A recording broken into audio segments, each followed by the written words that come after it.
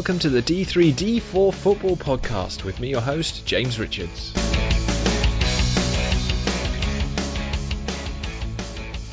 Good morning, everyone. It is December the 15th, 2019. I hope you're enjoying the build-up to Christmas. Another fantastic weekend of football in League 1 and 2. Some real talking points for us to munch over today. Certainly a couple of shocks as well that came out post-match in League 1, so we'll discuss all of those. No Chris Stringer this week, unfortunately lost his voice, so I am joined by, for the first time on this podcast, Ed Walker. Ed, welcome to the podcast. Thank you very much, great to be here. Now tell us a little bit about what you do, because you're actually a bit of a League 2 or lower league football expert in some respects. Yeah, so I work for a company called Football Radar, who are an analysis and a betting advisor company who you might have heard in the news recently, as the two owners have recently bought Notts County. Yeah. They've been in the news for that. And my job essentially is a League 2 analyst. So I have a half of the 24 teams in League 2, and we're constantly checking the lineups each week, trying to basically work out who's out unavailable, who's out suspended, who's out injured. And then we use that to predict the lineups and get a real sense of how strong a team is going into a game. Yeah, it's a sort of role I know quite well. It's hard to find some news for some teams, I'm sure you'll be aware. But thank you for coming on today. Let's hope you're a more permanent fixture going forward for the D3D4 team. Looking forward to having you on board. We're going to jump straight in, as obviously a lot to talk about in the next 45 minutes or so. And I think there's only one place we can start in League 1. League 1. Right, so yesterday, early doors, Bristol Rovers took a 2-0 lead at Ipswich Town. Now, that was a shock in itself.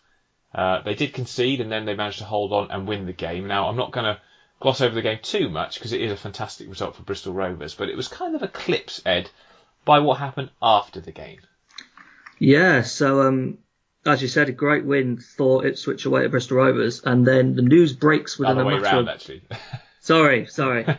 Yeah, a win at Ipswich is even better, to be honest. So, and then the news breaks a couple of minutes after full time that the manager, Graham Coughlan, has spoken to his players and said he's considering his future and will probably leave the club in the morning. Crazy, isn't it? I mean, and the way he said it, and, you know, obviously I haven't heard the comments from the actual press conference, but the way it's been reported from local media is basically he alluded to the fact that he felt the club were not matching his ambitions, that he'd taken them as far as he can go, and as well, of course, that family-wise he wants to move close to his Sheffield home. And it also came out very quickly that Mansfield are the team that had made an approach for him. Now, we heard about Mansfield's approach before they'd even confirmed John Dempster had been sacked, so, you know, not the classiest of move all round here by anyone. The thing I'd like to say about Graham Coughlan, though, is let's just remember who gave him his break in management. It was Bristol Rovers. They gave him the job after he did a sterling role as caretaker. I just feel, Ed, the way he's gone about this could have been so much better. Oh, yeah, definitely. Like you mentioned, his first role in management. And it's not as if Bristol Rovers aren't particularly impressive at the minute. You know, fourth in the table, 2 points off the top two, and they've still got a game in hand the team around them. So it's certainly been met with a lot of confusion and a lot of concerns to Rovers fans about, you know, what happens now. Could they go falling away, perhaps? Well, it is a big worry. I mean, it's amazing that they're up there in the first place, given their financial restraints compared to some of the clubs in and around that area of the table. The thing, though, as well is, you know, it's the same old problems which were cited by Darryl Clark during his reign when he was frustrated. You know, the training ground has come up yet again. The Mem is a stadium which needs replacing. They've been trying for years. I mean, I remember at least 10 years ago, probably more than that, there was talk of moving away from the Mem, and they're still there. It's not getting any younger as a stadium. It's not in a day and age where financial pressures on lower league clubs are continuing to mount. You need some sort of income stream from the ground you play at, and it's very limiting when you play at somewhere that's, you know, not particularly modern. I'm not sure about how much they own of it or any of this sort of detail, but they certainly need to move away. They did have an agreement with the University of Bristol, I think it was, to build something which then fell through. So it's it's going to be a case for Bristol Rovers that they can't really move forward as a club until they get some of these off-field issues sorted. So you can understand why Graham Coughlan is maybe frustrated. Johnson Clark Harris, new contract talks have stalled as well, maybe because they can't offer him what they were hoping to. So those are a few issues, but still I think to say of a club that gave him his first go in football that they lack the ambition he does is not the right way to go about it. And also, personally I feel if you're going to say the fact that I want to move close to home, I hope I put in something like I hope the fans understand my reasoning, because I've had a great time here, but it didn't come across that way, and I think there'll be a few people in the blue half of Bristol that are certainly not particularly pleased with the way he's gone about this. A great season they're having nonetheless, Ed. You talk about them falling away. I mean, was this a sustainable position they're in, do you think? Possibly, I think, with Coughlan in charge, yeah. You look at upcoming games to Bristol Rovers as well. They've got home games against Peterborough and Wimbledon coming up after a replay that they got with Plymouth during the week. Trips to Fleetwood, trips to MK Dons, games against Doncaster, Rotherham, Fleetwood, Bolton. They're all teams in and around, but they've shown so far this season that they can really compete with pretty much any side in this division. So I think if Coughlan had still been there, you could definitely say they'd still be up and about where they are now. Yeah, it's a difficult one, really difficult. Ian Holloway, of course, is the one that everyone will be thinking of. I obviously saw his Bristol Rovers teams play when they had such good players. Jason Roberts, Jamie Curtin, Nathan Ellington, Trevor Challis, I believe, was there. Mark Walters, I certainly saw play for Bristol Rovers back in the day. So they had some really good players under Ian Holloway's stewardship. So whether he goes back there is jesting on Quest TV last night from Colin Murray about it. But he might be a decent appointment. I don't know who else they would look at, especially in the short term, because Joe Dunn's likely to go with Coughlan. And we say it's not a done deal because the approach Mansfield made has initially been rebuffed. But if your manager wants to leave and there's a team willing to pay the compensation to get him, I think, I don't think you turn that down. I'm not sure, but still, big breaking news then after the game, and it kind of did ruin the celebrations of winning 2-1 at Ipswich, which is an amazing result for Bristol Rovers. Nichols scored as well. I'm always pleased when he scores because he seems to be allergic to scoring unless he's wearing sort of the red and white stripes of Exeter. He's not had a great record at Bristol Rovers. Confidence player, and low confidence has been apparently his issue. I mean, I think he does a lot off the ball, which doesn't necessarily get highlighted in the media, but he's a player that deserves a goal or two for what he does for the club. But there you go, a great win. That moved them up, like you say, 2 points off the automatics. Yeah. I mean, that's, again, a bit like Carlisle last season when they got Stephen Pressley in. If you're a manager out of work or you're a manager looking to progress, that's a big opportunity. And Mike Flynn, what do you reckon, Ed? Mike Flynn might be looking at that one. It's not far from where he is now, and I don't know. Could possibly, yeah. I like to think he's still got a bit of ambition with Newport getting them back up into the playoffs. They are a bit away at the minute, but I suppose it is an inviting opportunity, especially given the position Bristol Rovers are in at the moment. Yeah, I think, and also, people would say, well, it's a difficult club to sell, Bristol Rovers, because of off-the-field stuff. Well, if you look at Newport off-the-field stuff, it's probably still a step up. Yeah, definitely. I don't think they even have a training ground as it stands, Newport. So Mike Flynn, definitely a good manager who I think, he works on a shoestring budget and does a tremendous job year in, year out with Newport. So would be interesting to see if he gets it or not. Next team I want to talk about, Ed, is Shrewsbury, because I highlighted, it might have been last week or the week before, that they were kind of a team I was keeping an eye on because I feel that they've got enough to make the playoffs. And I think Sam Ricketts played this beautifully yesterday in his post-match interview where he's like, let's not get ahead of ourselves.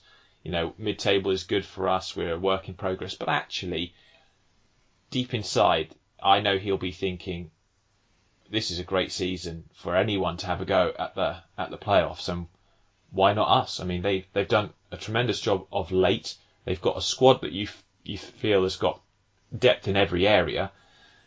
They're a team that I very much like, and they beat Coventry yesterday thanks to a blistering second half performance. Are they a side that you can get on board with, Ed?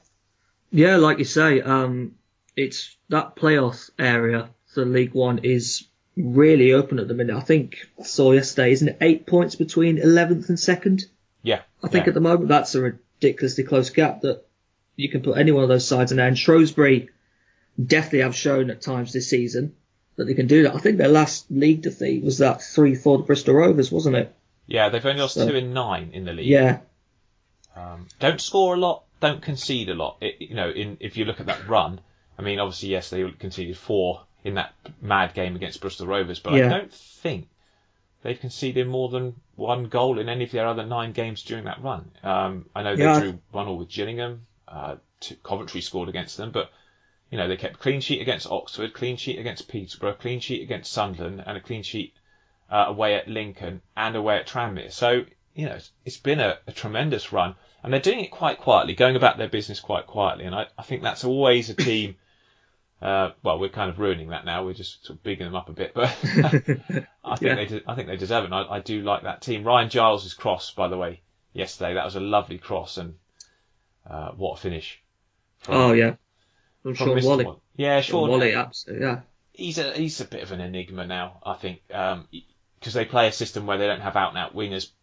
So where do you play him? But I mean, I do like him. He runs all day. He's got a bit of a wayward shot, but the way he controlled that finish, that's very, very difficult skill, and a brilliant goal. Coventry, Ed, they'll be up there, but they'll be disappointed with that result. Yeah, not the particularly good result. It was a great start. Jamie Allen with the assist. I obviously know, being a Burton fan, I know how good he can be, and we haven't had to get really see enough of him yet this season, but he has started to come back. That cross is a great set-up for, I'm trying to remember who it was now. We've got the goal to Coventry. Shipley, yes. Yeah, George Shipley, the header, wasn't it? Yeah. We haven't got to see the main bulk of Allen, but that Coventry team, I do like them for a potential top 6 place, but given how competitive it is in that middle at the minute, it really could be one of any sides in there at the moment. Well, that's their first defeat in 8 games. They've drawn is it 5 during the last 8? I mean, it's crazy. I think so, yeah. They'll need to find another level, I think, to secure the playoffs. But they'll be up there. I have no doubt about that. I'm a big fan of Coventry. I think they're a good side, but certainly disappointing result from yesterday. Now, talking of Burton, Ed, that's your team, just to let everyone know. So Ed here is a Burton Albion fan. You went to a side who are now on the best unbeaten run as well in this division, and it was a 2-0 win for Wycombe. Your thoughts on firstly the game, and also both sides having the season they are?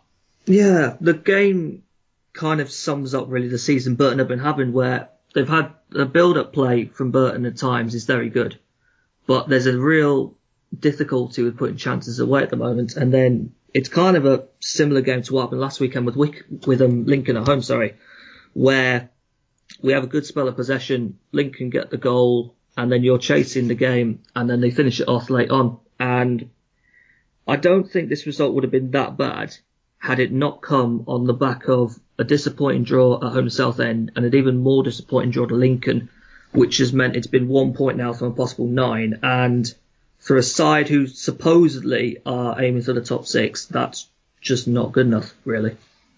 What have you made of Nigel Clough and the team in general this season? Are you happy with what the team is producing? Obviously frustrations of the last 3 games, but overall, as a club, where do Burton belong, do you think, in the Football League ladder as it stands?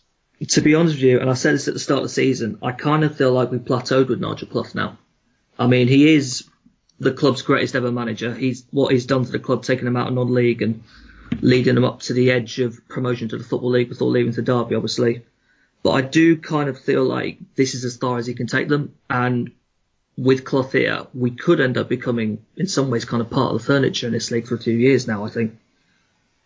For a size of club you are, though, is that a realistic position for you right now? Or because you've been in the Championship in recent times, is that something you think maybe you should get back to?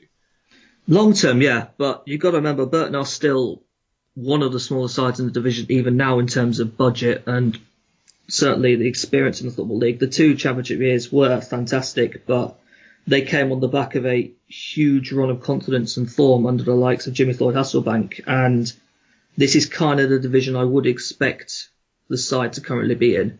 But I know that the long-term ambition is to get back up, challenging to that championship places. But on the basis of this current season, I just think it could be a repeat similar to last year, where we just end up in mid-table.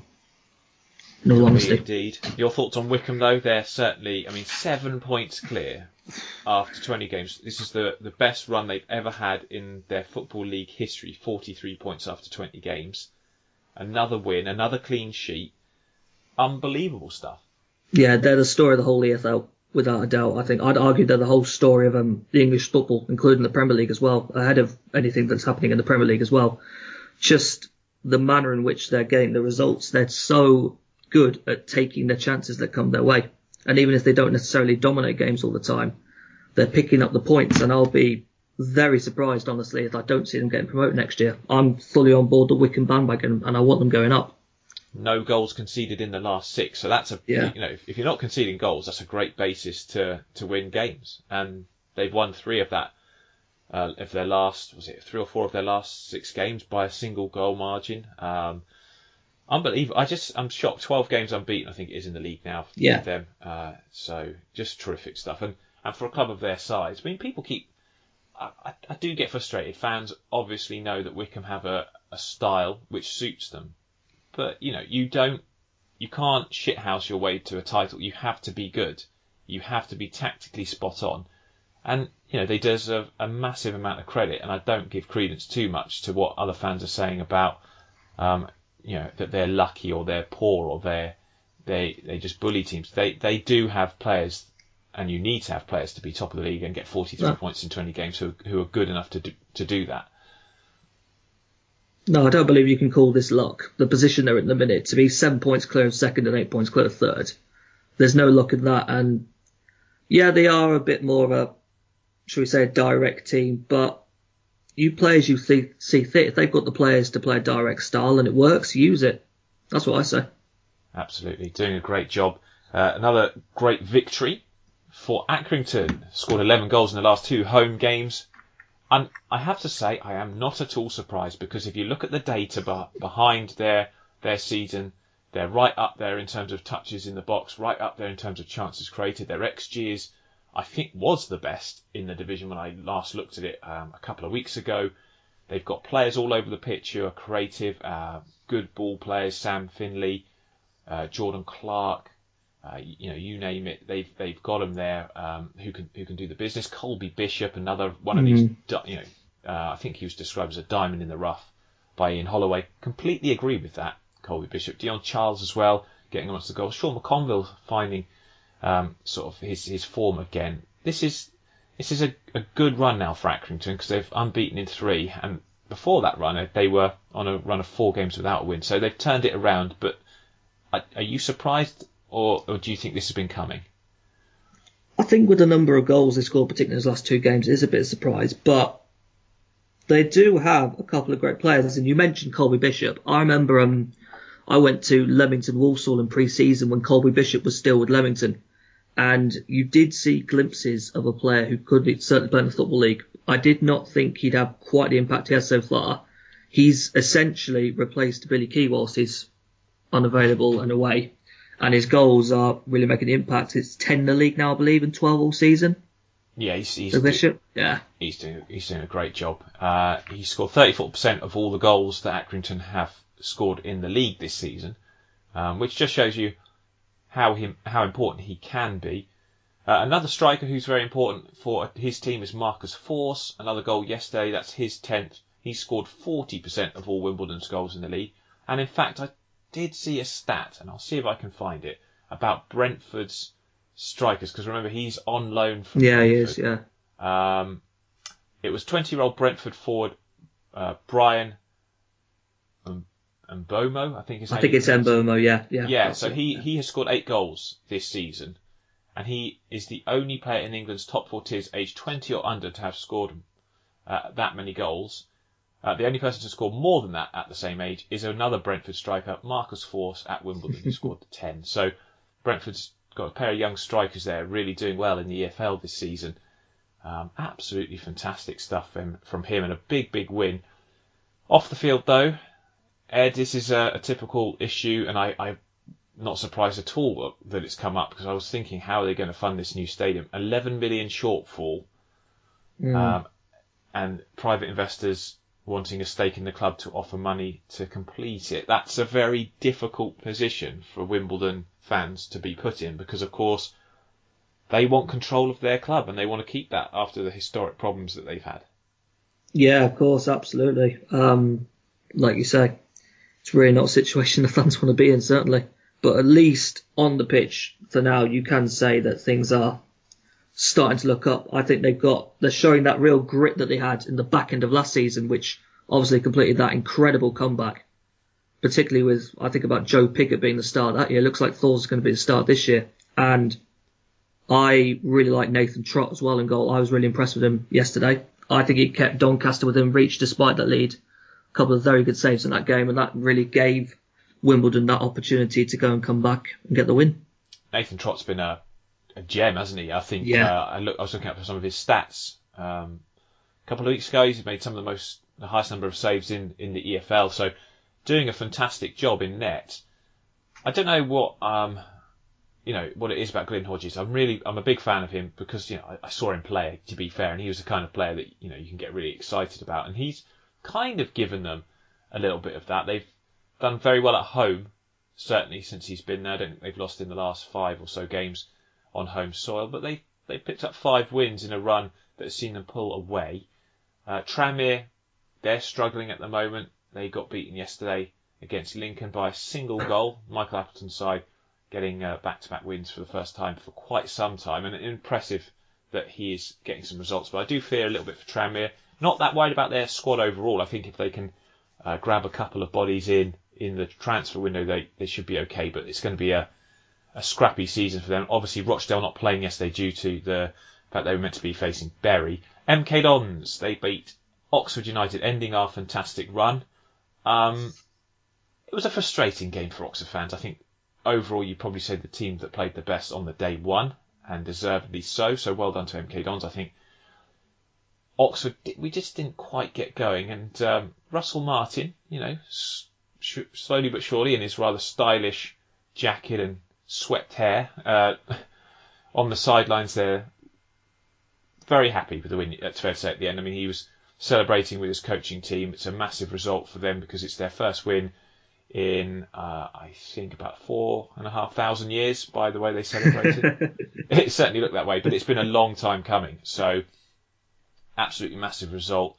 Obviously, they'll be a bit disappointed that they haven't pulled out of the bottom zone because of other teams winning, but it gives them something to build on. Actually, defensively, they were very solid, and this has been their problem this season. Like the collapse against Rotherham was sort of typical of how a team with low confidence plays.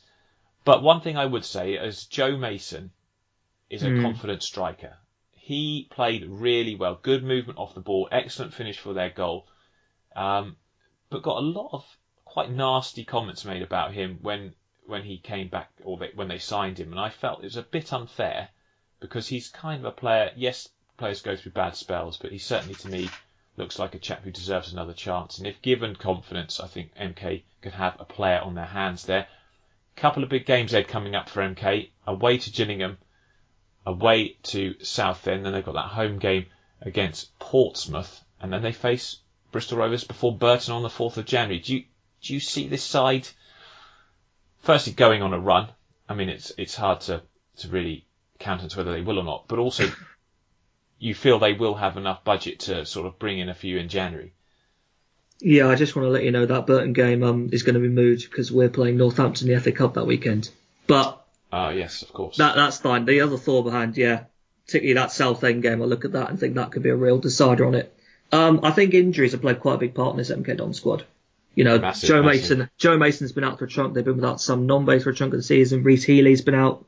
Ben Reeves has been out for a chunk of the season. We've just seen Mason really start to come back recently, and I think when we just return to full fitness, we're going to see a real useful player for him as well.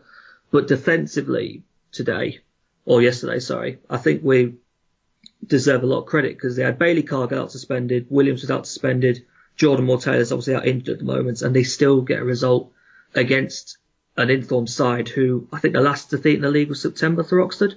Was it? It was back. I'm not getting. I was never. I always enjoy us going on a good run. I try not to get too carried away. We did. I think, to be fair to us, we did miss James Henry slightly. He does bring something to our side going forward. Cameron Brannigan put in a good performance. Lovely to see him back on the pitch. 82 minutes or so that he got through. Looked a bit leggy by the sort of the 60-minute mark, struggling a bit. Got a bit of a second win, but great to have him back on the pitch.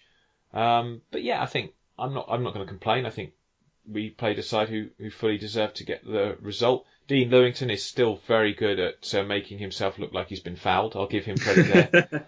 Trevor Kettle is not a good ref. I have to say he frustrates a lot of people. We should have had a penalty, but that's not really, in terms of the game. Yeah, we could have got a point. But overall, I'm not too upset about the outcome. I think MK, the way they dug in, the way they defended, they deserve to win. And it's going to be interesting for them, certainly going forward. They've got some strikers coming back, so actually going forward they could be a lot more dangerous as well. So absolutely. We'll have to see. Ipswich then, we said they've lost. Peterborough got the result that they... Well, I mean, Peterborough are a funny side. They score loads and loads of goals. But yesterday they would have to settle for just a single goal. Ivan Toney scoring early. They probably should have had at least a bucketful, though. They had so many chances. Yeah. Oh, yeah, definitely. But the most important thing, I suppose, from a Peterborough perspective, is that they have got that win. Definitely. Tony's on 14, top scorer in the league. Just behind... Ice is just behind him on 13. You can't ignore how good going forwards this Peterborough side is. Just can't. Held on to the clean sheet as well yesterday, so that's important. Southend 2-2 with Rotherham. That's a good result for Southend. I know they'll be frustrated that they let Mr. Ladapo come back to haunt them, but they were 2-1. They were 1-0 down. They scored 2 quick goals in the second half to take the lead. Didn't hold on to it long enough, but they certainly will be pleased to get a point and sort of end the rot. Sunderland, copy and paste the 1-1 against Blackpool. Right, George Dobson. He is getting a lot of flack from Sunderland fans. If you are a Walsall fan who watched him play for you guys last season, he's definitely a better player than Sunderland fans are giving him credit for. Now, is this a case, Ed, of Sunderland being too big a club for him, or is it a case of the tactics they're playing not being good, or is it a case of the pressure and the confidence just not being there? Where do you think this young man has lost that spark that he had? I don't think it's to do with the size of the club, no. It could have something to do with the system. They played a 3-4-3, I believe it was today, with Dobson in the middle alongside Max Power, and it's possible that it might not be a case where he's fully quite integrated into that system yet. It could be a case of giving him a bit of time. He is only 22. So I would not jump to conclusions too early yet, but I don't think it's the size of the club or the expectation that's too much of a problem on him. No, I'm not sure. That he's getting a lot of flack, really not playing well. A lot of people saying they don't know what he's meant to do, and I think that could be a problem. What he was at Walsall was a tenacious, dynamic midfielder who was expected to be... I mean, he was kind of a box-to-box midfielder, but he was also a guy who could get the ball from deep and play those passes. He was fantastic to watch. He could run the midfield, and at such a young age, that's an impressive feat. If I was a Sunderland manager, and, goodness me, I'd probably be a lot more bald than I am right now. But I would love to have him and Luke O'Nien in the midfield with one experienced guy, maybe like Ledbetter, something like that, because those guys are full of energy. They can get back and forward, up and down the pitch, and you've got a calming presence in between them.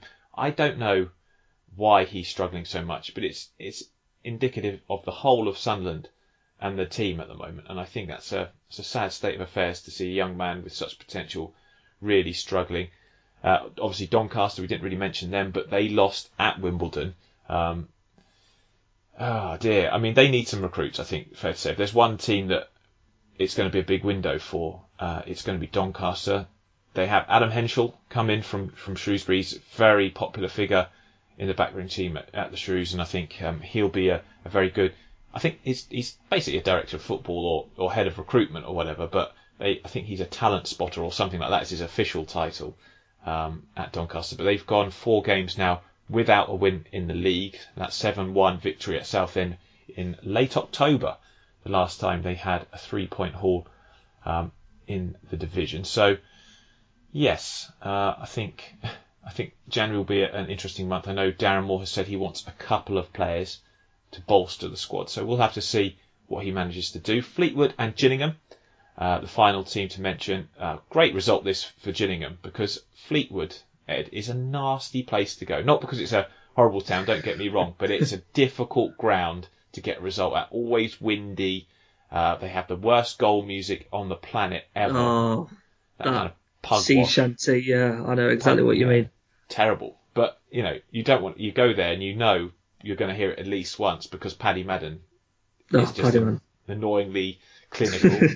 But no, Gills, fair play to them. They came back, mate, and they got a point. How have you assessed Steve Evans' time there so far? Because they're not doing too bad. No, they're not doing too bad. They're 6 points off the playoffs at the minute.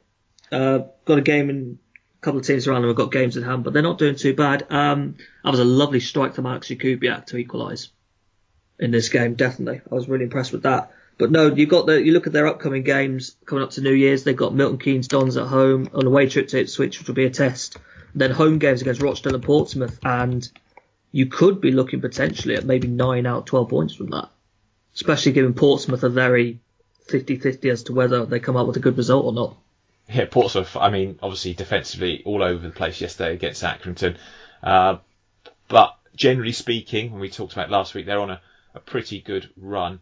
So don't think you can. Accrington are one of the toughest places. Oxford have been in their recent good form, so not something I was too shocked about to see Accrington win. The result and the size of the result perhaps is a little bit shocking. But yes, so we'll see what happens. As it stands, though, in the division, you've got Wycombe, like we said, 7 points clear at the top of the table. Ipswich with one game in hand as it stands in second. Peterborough, Bristol Rovers, soon to be managerless Bristol Rovers, as it transpires, in fourth. Blackpool and Rotherham are fifth and sixth. Coventry, Oxford, Fleetwood outside, within just, Coventry goal difference, Oxford and Fleetwood within a point of that top lot. But then you've got, Portsmouth and Shrewsbury on 28 points, really on the coattails of those above them. Sunderland mired in mediocrity as it stands in 12th, and Gillingham obviously just below them.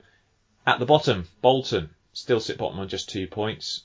Southend second bottom on 7, and then MK Dons and Tranmere on 17. MK Dons in the relegation zone by virtue of having a 1 goal worse goal difference as it stands, and then AFC Wimbledon, Rochdale and Accrington, the next teams to be above them in that division. Let's jump, as it is, into League Two. League Two.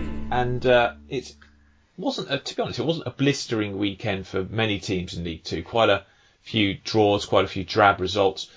But we will start, not to be too boring, but we will start with the team that's top of the table. Swindon Town, 7 games they have won in a row, 5 clean sheets in that run. Owen Doyle has scored in 9 consecutive matches.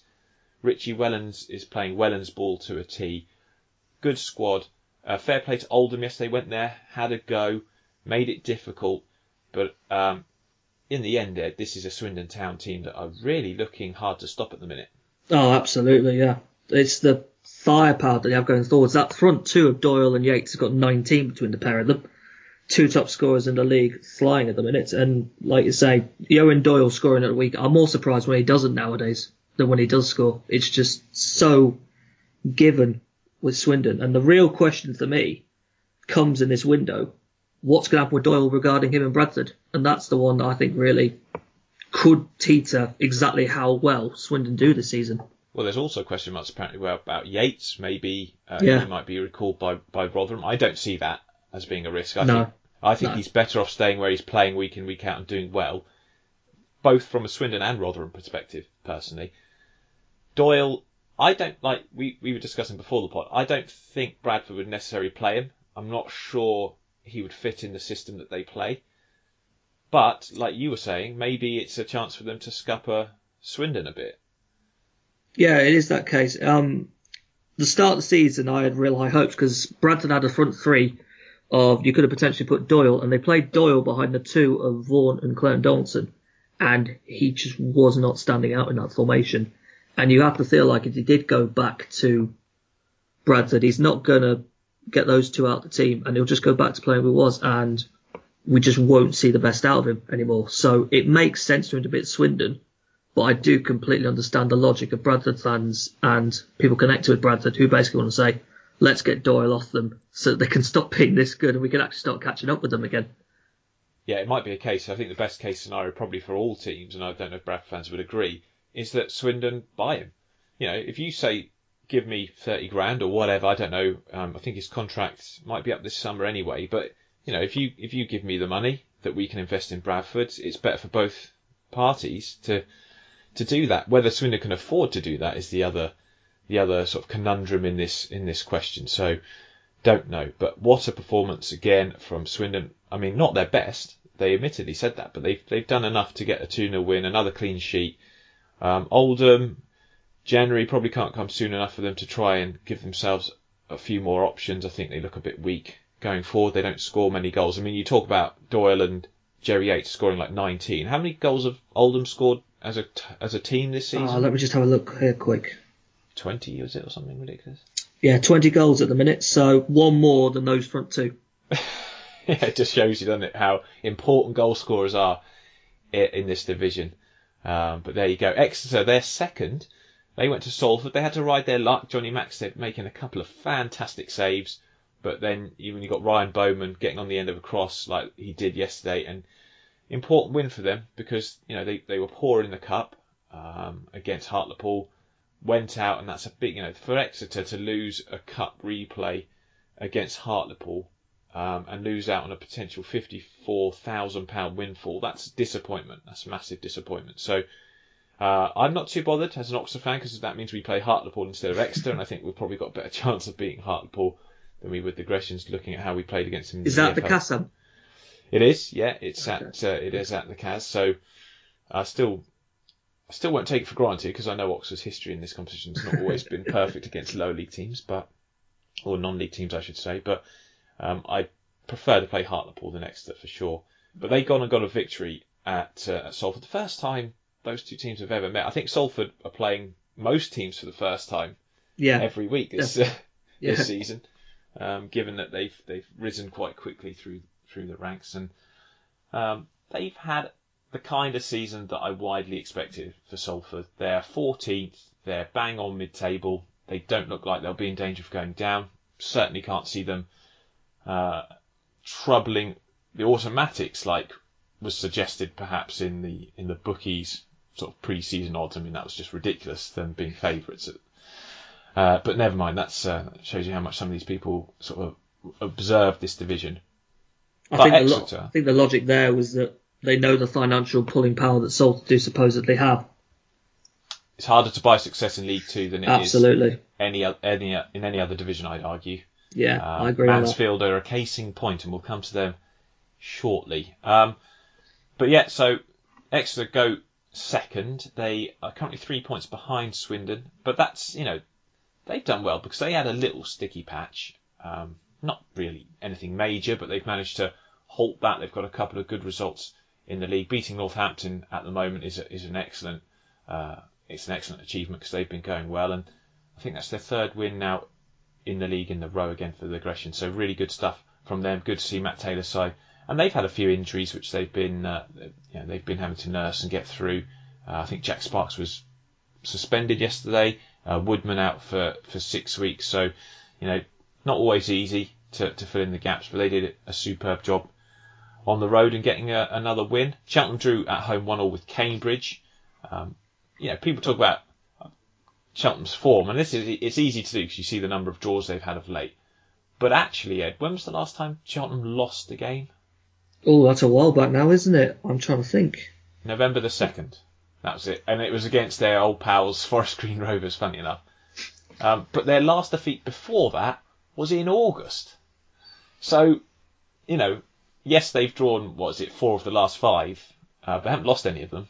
But they have only lost 2 in goodness knows how long. I mean, you know, brilliant stuff that they produced this season. So, yes, a little bit of a frustrating run perhaps compared to how they started, but yeah, no, they're doing fine. And Crewe, they've been again, one of these sides that couldn't quite win yesterday. They had plenty of chances. Carl, who was at the game, was talking about it. Should have been a 6-6 draw. It was such an entertaining match. Jaskalainen saved a couple of good chances from Nicky Maynard.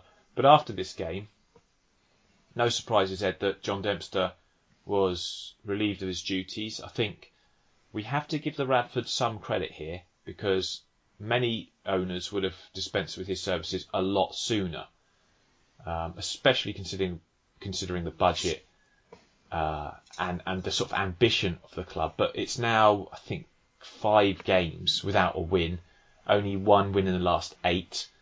It's not been good enough all season from Mansfield. And this approach for Coughlan kind of, I don't know if that's the trigger. I think they probably have been planning this for a little while, depending on how his results have gone. But a 3-0 defeat against Cheltenham at home, where they're really struggling last weekend, and this one, Ed, it was a writing on the wall, really. Yeah, I think that defeat to Cheltenham might have been the point where they were probably saying this is probably it, regardless of what happened here. It has been, to be fair, the last 3 games for Mansfield, they have been Cheltenham, Crewe and Swindon. So they have played some of the top sides, but you give the quality of this team that they do have and the expectation this season, you expect them to come out with more than a point from those 3 games. Yeah, well, you expect them to be far better off than 18th or whatever they are. That as well, definitely. I mean, that's a big shock. So John Dempster goes. I talk a lot about Paul Tisdale being an option for them. I mean, I can see why Graham Coughlan would be such a good fit in terms of this squad is talented, but they need a very strong leader. And I think Flitcroft was probably quite strong and did reasonably well with them. Obviously, they didn't quite have enough, which is disappointing. But Coughlan is not going to take any prisoners. He'll tell them exactly what he expects. I think he's proven that he can motivate a team well. He's very good at organising a team. And, to give him the budget and the training facilities and everything that they've got going at Mansfield, he should do well, Ed. Yeah, he should do well. I think that'll be, like you say, I understand that appointment. I think it would be a very good one. It's just the manner in which he's leaving Bristol Rovers, really, I think is the sad part. And to a lot of people, you see this as, a League One manager high up dropping down to a League Two side that's down in the bottom half of the table, and it doesn't seem like a really logical decision. But when you read into it and you see, Mansfield is obviously a lot closer to his home, it does make sense to the appointment, and I think he will do well there if he does end up going there. If he does end up, indeed. If the approach is, if they return with another approach, then yeah. The Radfords can't be accused of not caring about that club. They're putting a lot of money in. They give managers time. I think they deserve success. And whether you think they're going about it the right way with spending a lot of money, well, they're conscientious owners. And I think there'll be a lot of people who would swap their current owners for the Radfords any day. And yeah, I don't know how sustainable the investment is. I don't know what the debt is like or how they're funding it particularly. But it's done by people who care about the club, so you can't have too many qualms about it. Talking about form and results, Scunthorpe United, they were 2-0 up on Colchester yesterday and ended up drawing 2-2, mad couple of minutes, conceding twice. But overall form, Ed, Scunthorpe are one of the best in this division, and given the start they had, it's pretty impressive. And they've still got quite a few injuries as well. Yeah, they have. I think that big part of that for me is that front two of Kevin Van Veen and Lee Novak looks to finally start to be clicking as well, because it is a good front line down at this level, and we're starting to see it. I think I read somewhere recently that if the league had begun at the start of September, Scunthorpe would be 3rd right now, which kind of sums up really the start they had and how good they have been since. Yeah, and they've got Paul Hurst as well. This is a manager who's been there, done it. And I'm really pleased that the chairman did decide, that they were going to stick with him regardless of how poor their start to the season was. I think, you look back, they had 7 games, 6 defeats in their first 7 and a draw against Crawley. That was how they opened the season. And there was talk of, should we stick or twist? I'm glad they did stick, because I think it would have been a rather foolish move to dispense with the services of a manager who I think is still a bit of a coup for them to have got in the first place. So impressed that they've kept going. Obviously, big game on the 21st is away to Grimsby. So Paul Hurst going back with a local rival to a team that he once managed. Yeah, that's going to be a very interesting one, that, particularly from a Grimsby perspective, who are not in very good form at all, and then you go against the Scunthorpe side, who are one of the most in-form sides in their division, so could be quite an interesting encounter, that. What's going on at Grimsby? I mean, they went to Cumbria yesterday, unlucky. They had a couple of chances themselves, could have gone either way, but they still have not got a result since that away trip down in late September to Exeter. There's 8 games now, I think, without a win. Tell me, Ed, how many have they scored in that run? I believe it's 2.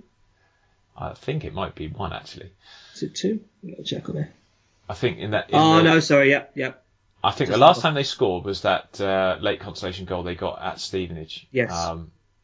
And this is a team with James Hansen in it, who was scoring loads of goals at the start of the season. They got Matt Green, Moses Ogbu, Max Wright, who's an exciting player.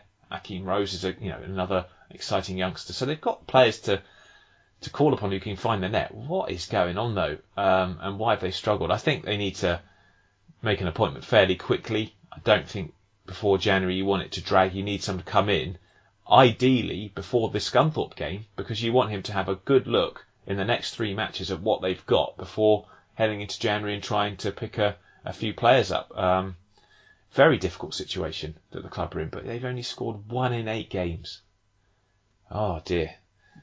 I think Grimsby fans might be asking for a bit of a refund on some of their tickets if it carries on like this for much longer. Not good stuff. The other club that we have to talk about this week are Crawley Town. Wow. Great start to the season. Loads of praise. I wrote an article about them praising how they were going about things the right way, a club doing things differently. Well, what the hell happened in a week? They got rid of Gabriele Cioffi. They then sacked Kelly Durham, who is the Chief Operating Officer or Operations Director. Operations Manager, yeah. Who'd been at the club for 10 years and was the only name on the safety certificate for the ground. Talk of staff protests, talk of staff walking out, talk of the game was going to be called off. My goodness me, it was ridiculous. I mean, all up in the air. I'm shocked, really, to be honest. And John Yen's side should have won yesterday, no doubt about it. Scott Brown pulled off a couple of really good saves to keep them in that one, to keep Port Vale in that one. And it's a frustrating start for John. I'm sure he'd wanted to get the win at home that their performance deserved. But, I mean, they weren't far off with Gabriele Cioffi either, to be honest. I mean, looking at the results, they are on the worst run currently without a win, level with Grimsby. But you've got a decent squad there, I think. But off the pitch, the reasons for sacking this operations director was financial. Very worrying times. Yeah, very worrying times. And like you say, that last league win was at home to Colchester on the 12th of October. So that form is as bad as it has been for any club in that league. And the situation off the field, there were real doubts ahead of this game whether it was actually going ahead, given the whole situation with Kelly Durham. Thankfully, it has gone ahead, but whilst they do have a good squad, something needs to be sorted out behind the board, or else things could get really sour for Crawley very quickly. Yeah, they're a club that rely very much on that sort of atmosphere and family feeling, and if that's gone, you do worry. I don't know. But there we go. Bradford went to Leyton Orient, got a 0-0 draw. Continuing the sort of chest of draws that we had Walsall 1, Macclesfield 1. Macclesfield a very good result. Welsh Hayes, ex-Oxford Youth Academy guy, giving the Silkmen the lead, but Walsall got a deserved point. Probably should have won it, but for some very good work from the Macclesfield keeper throughout that match. Newport and Stevenage, 1-1 draw. Stevenage, oh God, I mean, do not throw away 3 points on the road when you're so close in stoppage time because of a mistake, but they did it. And I don't know, Ed, Stevenage, I mean, very difficult side to judge. I mean, do you think Sampson is the man to take them forward? Should they look to get in a new manager? I know some fans have been asking for Harry Kewell to go there. Your take on it? I don't know. I personally think if you're a team that's going through 3 managers in a season, you're not into a good season anyway. So I would try and see it out. That was a really bad result. They were gifted the goal anyway to take the lead, gifted it. Emmanuel Sanupe still in possession of Josh Sheehan, driving into the box and scoring. Tharman made a number of good saves throughout, but that mistake at the end leading to the goal. They just haven't looked anywhere near as good as they were last season, without a doubt. And you look at their upcoming games as well. They've got a home game against Crewe, they've got to play Bristol Rovers at Crewe, then they've got to go away to Plymouth and Northampton. It's not looking pretty. That is a very tough run into them. Oh dear. They have though. I mean, as a club, I've been there. I've looked at the training facility and stuff. I mean, it's a lovely setup. So, they are looking at players. I know that for a fact. So there will be some additions. You feel in January that could boost the squad, give them a bit of help. And I think they're in a decent position regarding that. They should be able to find some money to bring in a couple if they need to. Newport, disappointing run, important result for them not to continue sort of the slump they've been on. The pitch looked really heavy, and this is going to be sort of a theme, I think, for a lot of the division over the next month or so, how the pitches hold up, because my garden this morning is literally half underwater. It's so wet, so ridiculous stuff. Northampton, speaking of them, they're on a great run, 6 I think at home, unbeaten. They lived life on the edge against Forest Green yesterday, it has to be said. 3 times the Green Devils hit the woodwork, but a team in form, you take those moments, you have a bit of luck and you ride it through. The last time Northampton went on such a good run at home was in 2016, and the outcome of that season was promotion. So good stuff from Keith Curle's men. Ryan Lowe up against Derek Adams, going back to home park for the first time as the manager of another club. And to be fair, it was a completely forgettable game from his perspective. 3-0 defeat, another red card for Morecambe. Richie Sutton getting sent off. Ed, not a surprise result at all though, really, because sort of Argyle are a very good side on their day. Yep, and we got to see, I think, really just how good George Cooper can be today. He's a guy who has got fantastic versatility down the wings in the central positions as well. One of the main reasons Ryan Lowe got to bring him in, and with an injury to Callum McFadden, he's really had the chance to start today. Got a brilliant free kick, played a real big part in the whole game, setting up Conor Grant obviously for that third goal. And this is as good as Plymouth can. This is what Plymouth can do this season, and we haven't got to see it perhaps as much as you would like to see. But this could really be the catalyst to get them right up in there. I think they're 2 points outside the playoffs at the minute with a game in hand on Northampton. And yeah, they're definitely, I think, out of the ones who aren't in the top 7 at the minute, they're the side I'll be looking at and saying you can easily push into there. I think they've also, I think, got a few new additions planned for the window. They play Macclesfield and Cheltenham away in the next 2 games before Stevenage and Swindon. Swindon at home, that'll be a great one. Yeah, that will. On New Year's Day. Really looking forward to seeing how that one plays out. But last team that we haven't really mentioned, we mentioned Grimsby, but Carlisle, Chris Beach, I'll get his name right this week, is unbeaten as manager, but another 0-0 at home to a side in poor form. It doesn't leave them much wiggle room, Ed. They're a team that could go either way, really. Yeah, I think it's a missed opportunity today, definitely, for it, considering the opponent they're playing. Sure, it is a good run, unbeaten at the time, but that needs to start having wins in it as well. You can't get by just going with draws. And the next 2 games for them, looking at them, you've got an away trip to Colchester, you've got a home to Bradford, then you've got trips to Walsall and Crewe. And even if Walsall aren't too far away from them, that's still a tough place to go with the best Scot. So I don't know where that first one's coming from, to be honest with you, looking at it at the minute. No, they'll just be pleased they got the result in those awful conditions to get through to the FA Cup next round, trip to Cardiff for them. So that's like Nathan said last week, Nathan Ridley, he said that saved their season, that FA Cup run. So gives them something to look forward to in what has been a pretty bleak campaign for the Cumbrians so far. Let's have a glance down the table. So Swindon, top of the league at the moment, 3 points clear of Exeter. Cheltenham in third, with Crewe, Bradford, Forest Green and Northampton making up the playoff places. Then you've got Plymouth, Colchester, Port Vale outside. Not quite as, you've got a group looking pretty strong at the top, and then there's some teams you feel will be perennially mid-table. I keep an eye on Scunthorpe though, because I think they will continue this climb. I wouldn't be surprised at all. Morecambe bottom, 15 points. Stevenage second bottom on 16. One of those two.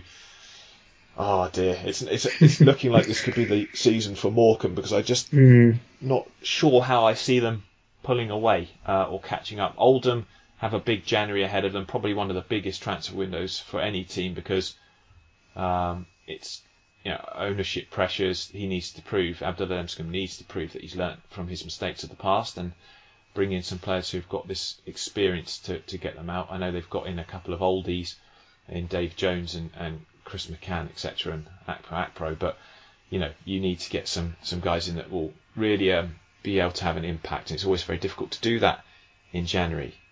Right, guys, teams of the decade. If anyone wants to offer us their teams of the decade, you're more than welcome to send them through to us. Really looking forward to having a read of Ian Bradley's. He's done the Rotherham one. We'll get that up hopefully later today to have a look at. But yeah, it's decade is almost over. Can't believe it.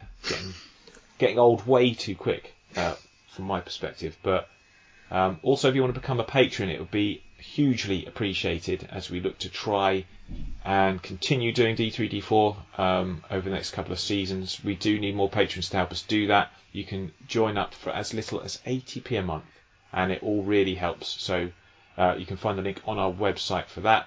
And finally, a big thank you for a superb podcast debut for Ed Walker. Ed, brilliant stuff. Thank you very much for joining me. Thank you very much for having me. I hope to have you as a more permanent fixture going forward. I hope so as well. Yeah, really enjoyed having you on today. Great knowledge, great insight, and hope you've enjoyed it as a listener. If you have, please give this a rating on iTunes, give it a retweet, and as always, we will see you next time. Until then, goodbye.